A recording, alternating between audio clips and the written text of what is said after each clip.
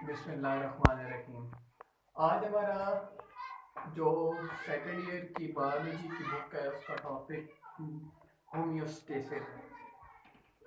मतलब लफ्ज है होम्योस्टेसिस। केमिस्ट्री में दो टर्म यूज होती हैं, होमो और हेट्रो। होमो मीन सेम होता है और हेट्रो मीन डिफरेंट होता है। आपको पता है होमो जहाँ भी लफ्ज आता है तो मीनिंग यही होता है कि सेम। और सेकंड लफ्ज है होमोस्टेसिस। स्टेसिस लफ्ज मतलब स्ट्रेस से निकला है। स्ट्रेस स्ट्रेस कोई भी किस्म का हो सकता है, मतलब कोई भी किस्म के स्ट्रेस में होमो मतलब हमने कंडीशन सेम रखनी है।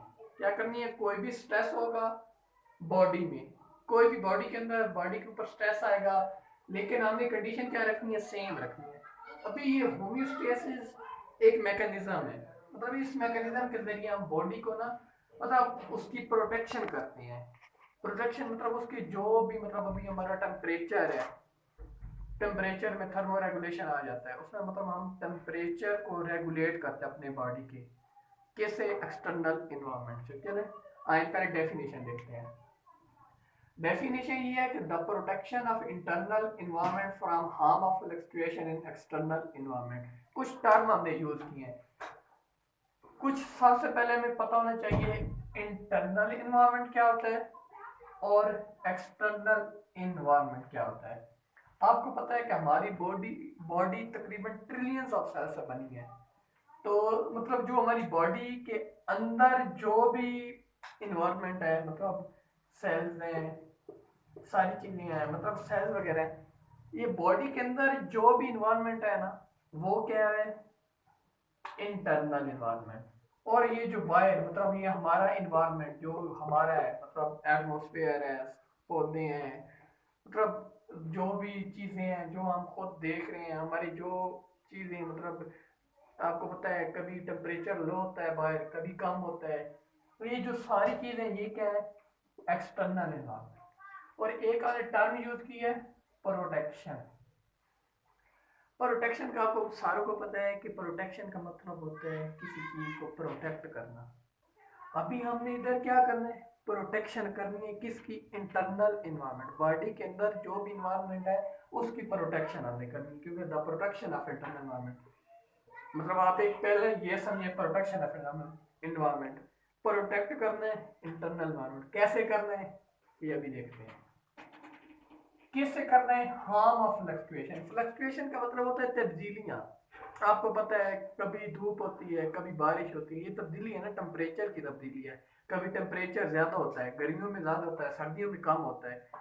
तो बॉडी तो हमारी वही रहती है ना। अभी बॉडी मेंटेन कैसे करती है, तो इस ऐसा मैकेनिज्म जिसके जरिए हमारी बॉडी बाहर की जो भी फ्लक्चुएशन होती है ना, तब्दीलियां, उनको मेंटेन करती है। उन्हें हम कहते हैं, उस मैकेनिज्म को कहते हैं होम्योस्टेसिस। समझ आ गई होगी कि हमारे बाहर जो भी फ्लक्चुएशन तब्दीलियां हो रही हैं, लेकिन हमारी बॉडी अपने काम उसी मतलब तरीके से कर रही है। तो वो जो मैकेनिज्म है जिसके जरिए वो अपने आप को नॉर्मल रखे हुए हैं, उसे होम्योस्टेसिस कहते हैं। लेट्स सपोज एक छोटी सी एग्जांपल है। एग्जांपल ये है कि हमारे बॉडी का जो टेम्परेचर है ना, टेम्परेचर वो 37 है, 37 सेल्सियस। तो इसमें यह है कि अभी आप देख रहे हैं कि गर्मियों में काफ़ी टेम्परेचर हाई होता है, तकरीबन 49 45 तक पहुंच जाता है, लेकिन हमारी बॉडी का टेम्परेचर वही 37 रहता है। कैसे रहता है भाई, बाहर टेम्परेचर ज़्यादा है, अंदर कम है। तब्दीली तो होनी चाहिए, हमारा भी टेम्परेचर ज़्यादा होना चाहिए, लेकिन नहीं। हमारी बॉडी, अल्लाह ताला ने हमारी बॉडी में एक ऐसा मैकेनिज्म रखा है, उससे क्या कहते हैं, होम्योस्टेसिस कहते हैं। उसके ज़रिए हमारी बॉडी क्या है, अपना टेम्परेचर वही 37 रखी हुई है। और किस मैकेनिज्म के जरिए, होम्योस्टेसिस की वजह से। अभी आपको पता है कि जो सेल्स के अंदर, हमारी बॉडी के अंदर आम तौर पर जो जो तीन मेन कंपोनेंट होते हैं ना, वो ज़्यादा अफेक्टेड होते हैं। मतलब उनकी उनकी वजह से भी होम्योस्टेसिस होती है। और एबनॉर्मलिटी भी कब आती है, जब उनमें से किसी भी कंपोनेंट की कंसंट्रेशन या उसमें एबनॉर्मलिटी आए। इसमें पहला क्या है, टेम्परेचर। आपको पता है कि हमारी बॉडी के अंदर ट्रिलियंस ऑफ सेल्स हैं और हर सेल्स में मुख्तलिफ किस्म के एंजाइम हैं। बहुत से मतलब आपको पता है कुछ सेलुलर रिस्पायरेशन होती है, मतलब हम जैसे हम मतलब कोई भी चीज़ है ना उसे खाना खिलाते हैं, मतलब एक ट्यूब लाइट है उसे हम इलेक्ट्रिसिटी देते हैं तो बल्ब जलता है। इसी तरह हमारी बॉडी को जिंदा रहने के लिए मतलब ये आप कॉन्ट्रैक्शन कर रहे हैं, कॉन्ट्रैक्शन रिलैक्सेशन सारा कुछ करने के लिए क्या चाहिए? एनर्जी चाहिए। एनर्जी कैसे पैदा होगी? आपको पता है मुख्तलिफ प्रोसेस हैं, ग्लाइकोलिसिस है, क्रेब साइकिल है, इलेक्ट्रॉन ट्रांसपोर्ट चेन है, मतलब सेलुलर रिस्पायरेशन की सारी चीज़ें हैं ना, इनमें क्या होता है एटीपी की प्रोडक्शन होती है। मतलब जैसे आप बाहर कोई चीज़ लेने जाए ना तो आपको एक करेंसी चाहिए, मतलब पाकिस्तान की करेंसी रुपए है, रुपए आप देते हैं आपको चीज़ मिल जाती है। इस तरह हमारी बॉडी को काम करने के लिए करेंसी चाहिए, और हमारी बॉडी की करेंसी क्या है? हमारी बॉडी की करेंसी है एटीपी। एटीपी एटीपी चाहिए। कोई भी प्रोसेस है, कॉन्ट्रैक्शन हो गई, कॉन्ट्रैक्शन, डाइजेशन, इस तरह कोई भी प्रोसेस है उसके लिए हमें क्या चाहिए? एटीपी चाहिए। अभी एटीपी की प्रोडक्शन चाहिए।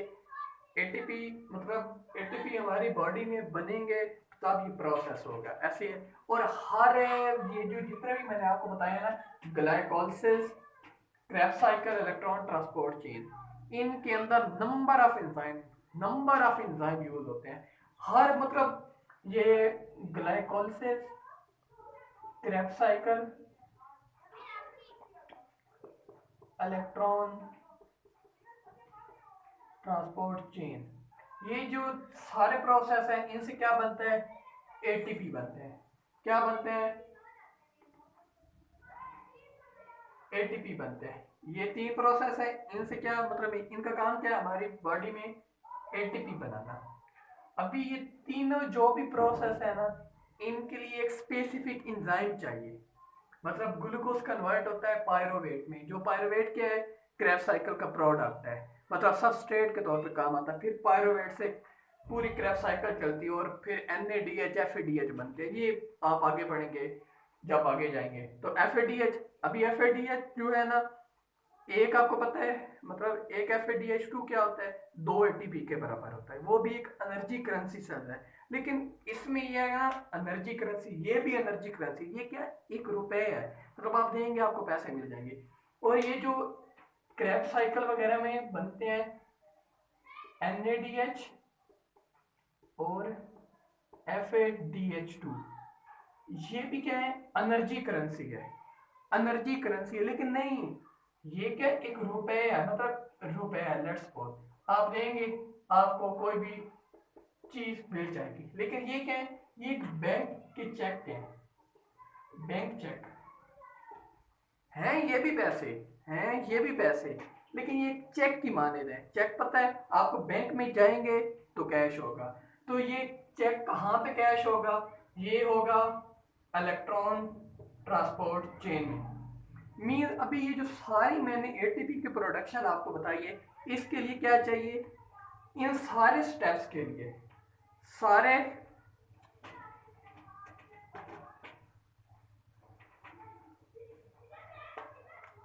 ये ग्लाइकोलिसिस, क्रेब साइकिल और इलेक्ट्रॉन ट्रांसपोर्ट चेन, इन सब के लिए क्या चाहिए? हमें एंजाइम की जरूरत है। किस चीज की जरूरत है? एंजाइम। मतलब आपको पता है हमारी बॉडी में जितनी भी प्रोडक्शन हो रही है, मतलब एनर्जी कैसे प्रोड्यूस हो रही है, उन सारी के लिए हमें क्या चाहिए? एंजाइम की जरूरत है। अभी अभी आपको पता है कि इंजाइम इंजाइम हर इंजाइम, कोई भी इंजाइम है, मतलब जो भी आप इंजाइम ले रहे हैं उसके लिए एक स्पेसिफिक टेम्परेचर रिक्वायर्ड है। क्या है? स्पेसिफिक टेम्परेचर रिक्वायर्ड है। अभी स्पेसिफिक टेम्परेचर किसके जरिए रेगुलेट होगा? वो होम्योस्टेसिस के जरिए रेगुलेट होगा। किसके जरिए होगा? होम्योस्टेसिस। होम्योस्टेसिस मतलब अभी हमारी बॉडी को कितना टेम्परेचर चाहिए? 37, मतलब हमारे एंजाइम है वो 37 उन्हें टेम्परेचर चाहिए। तो मतलब अभी रेगुलेशन कैसे होगी? होम्योस्टेसिस के मैकेनिज्म के जरिए। अभी जो हमने टेम्परेचर को रेगुलेट किया है, टेम्परेचर को क्या किया है,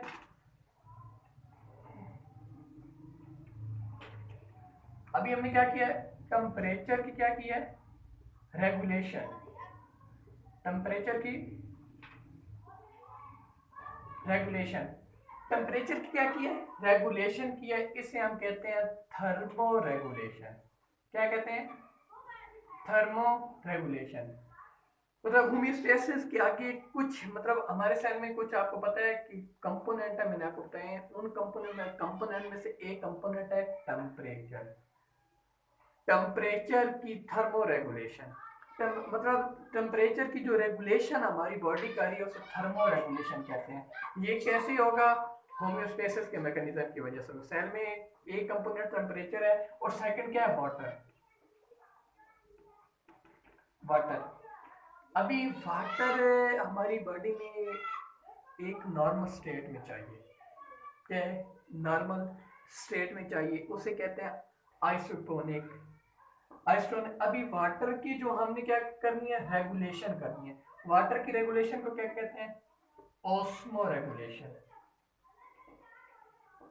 थर्म का क्या मतलब होता है, टेम्परेचर। रेगुलेशन का क्या मतलब होता है, regulate. Same here, osmo water को कहते हैं और रेगुलेट क्या मतलब होता है उसकी, रेगुलेशन। इनकी रेगुलेशन किस, मतलब होमियोस्टेसिस में कौन सा मैकेनिज्म आ गया है, थर्मो रेगुलेशन और ऑस्मो रेगुलेशन। थर्मो में क्या करना है, टेम्परेचर को रेगुलेट करना है। ऑस्मो में क्या करना है, वाटर को रेगुलेट करना है। सही। अभी मतलब ये सेल के अंदर कंपोनेंट है जिनकी रेगुलेशन होना बहुत ज्यादा लाजमी है। उसमें से मतलब ये आप ऐसे समझ सकते हैं होमियोस्टेसिस की एक कंपोनेंट है थर्मो रेगुलेशन और ऑस्मो रेगुलेशन। थर्मो का क्या है, टेम्परेचर, बॉडी की टेम्परेचर को रेगुलेट करना है। वाटर को क्या है, वाटर की मतलब ऑस्मो रेगुलेशन कहता है। वाटर, वाटर के अभी कैसे, मतलब आपको पता है वाटर हाइपोटोनिक में क्या होता है, ये मतलब एक सेल है, 3 सेल है। सही हो गया। अगर वाटर क्या होगा, ज्यादा होगा तो ये हाइपरटोनिक होगा। वाटर क्या होगा, लार्ज अमाउंट में होगा। अगर लार्ज अमाउंट में सेल के अंदर वाटर होगा तो वो क्या है, हाइपरटोनिक इन्वायरमेंट। सही हो गया। अगर वाटर सेल के अंदर स्मॉल अमाउंट, स्मॉल से पूरा लेस अमाउंट में होगा, लेस अमाउंट में क्या होगा, तो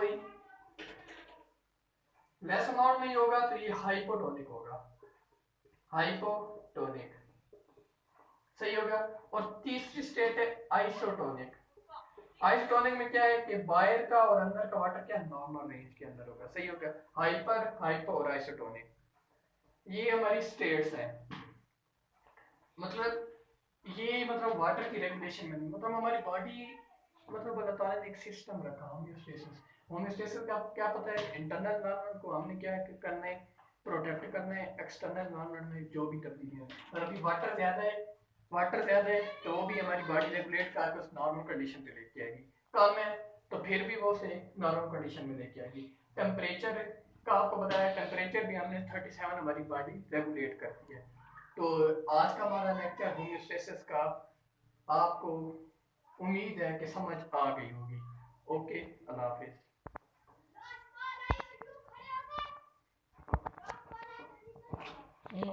हो गई